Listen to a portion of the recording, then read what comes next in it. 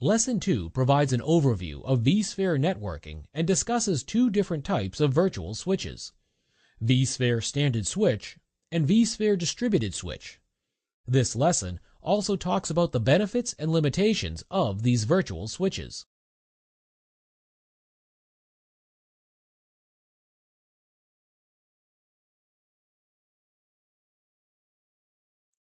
This lesson covers the following topics. What is a virtual switch? Types of virtual switches. vSphere Standard Switch and its limitations. How vSphere Distributed Switch solves the problem. vSphere Distributed Switch Scalability Limitation. How VMware NSX Logical Switching solves the problem.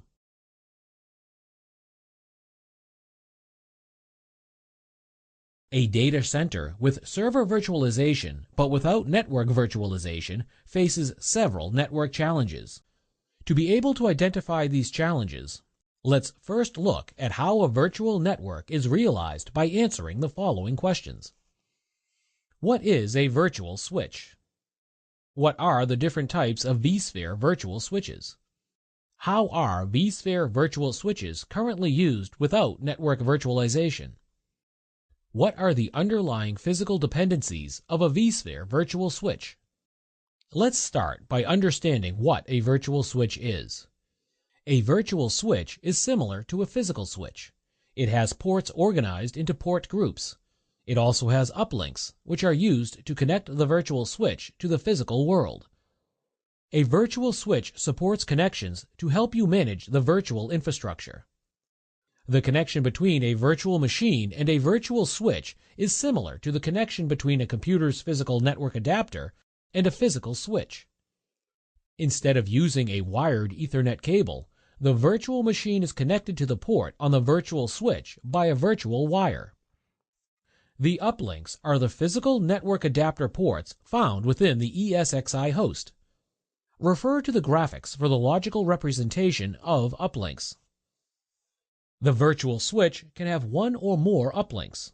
Uplinks are used to connect the virtual switch within the ESXi host to a physical switch.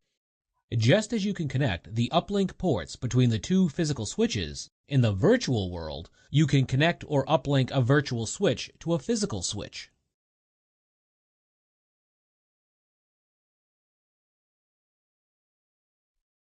Just like physical switches, virtual switches come in different forms and features.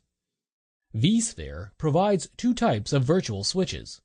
vSphere Standard Switch is created on a per-host basis. vSphere Distributed Switch can span across hosts.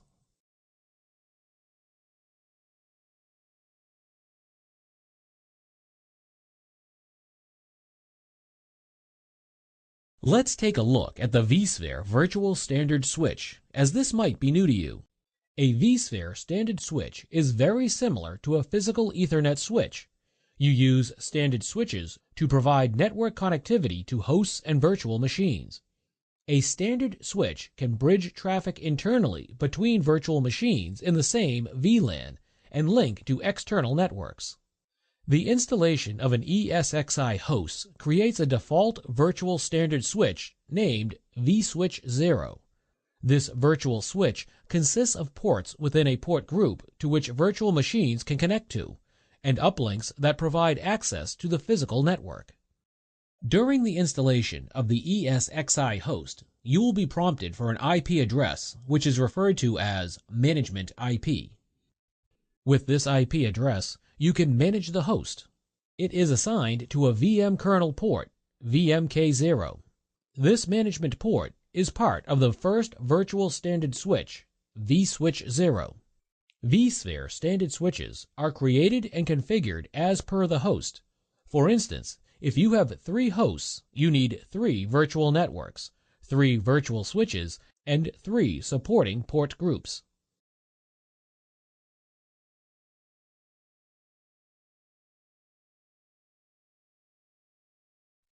A vSphere standard switch consists of port groups, VM kernel ports, and uplink ports. A vSphere standard switch is very similar to a physical Ethernet switch. To provide network connectivity to hosts and virtual machines, you connect the physical NICs of the hosts to uplink ports on the standard switch.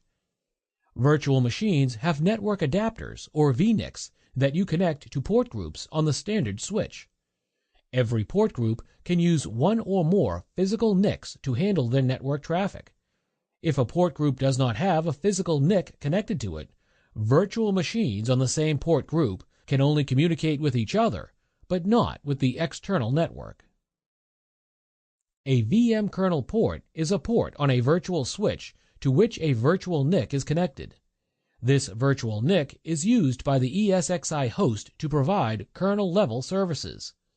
VM kernel ports expose hypervisor services such as management, VMware vSphere vMotion, IP storage, VMware vSphere replication, VMware vSphere fault tolerance, VMware virtual SAN data replication, VXLAN tunnel endpoint, and so on. A virtual switch can be connected to upstream switches on the physical networks using the uplink ports. vSphere standard switch offers a lot of advantages. The main advantage is that it is an abstracted virtual network device that is simple and easy to create. It supports most network features such as Layer 2 forwarding, VLAN, link aggregation, port security, NIC teaming, and so on.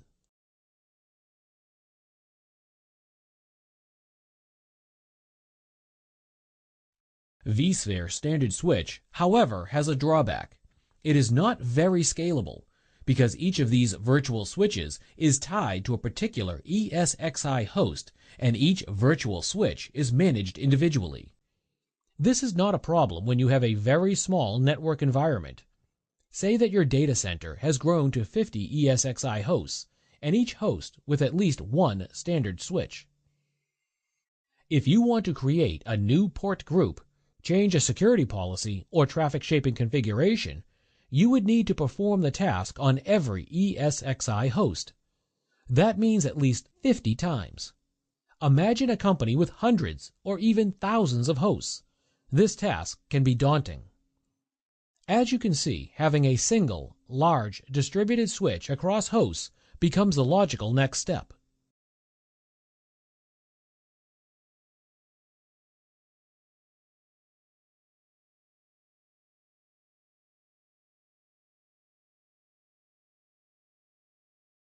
The virtual distributed switch expands upon the model of a virtual standard switch to provide a centralized management.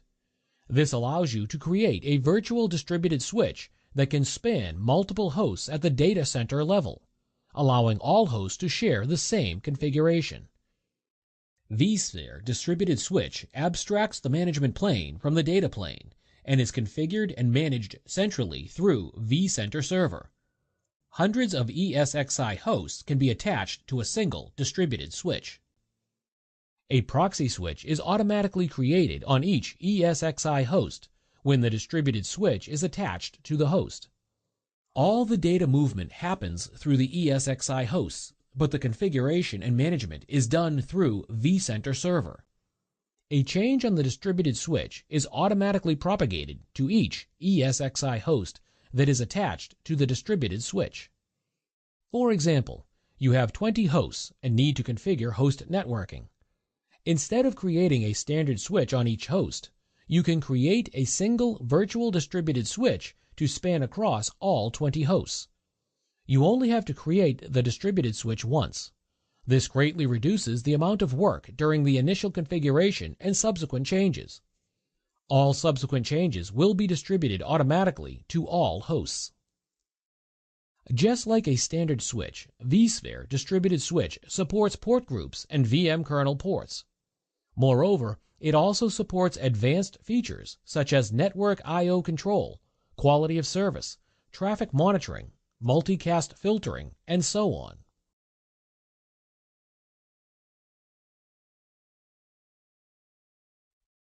vSphere distributed switch also has some limitations. A distributed port group is typically associated with one VLAN on the physical infrastructure. This association couples the virtual and physical configuration and makes it difficult to achieve full automation. End-to-end Layer 2 network limitations exist. A new VLAN-backed port group would require manual configuration of the physical network.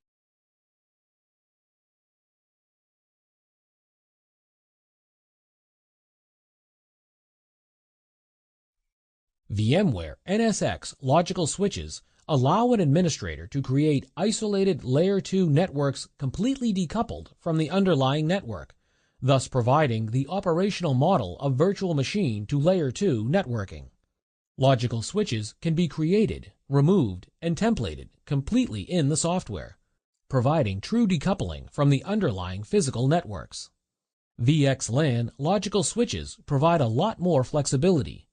You can use VXLAN to create isolated Layer 2 networks rather than using VLAN.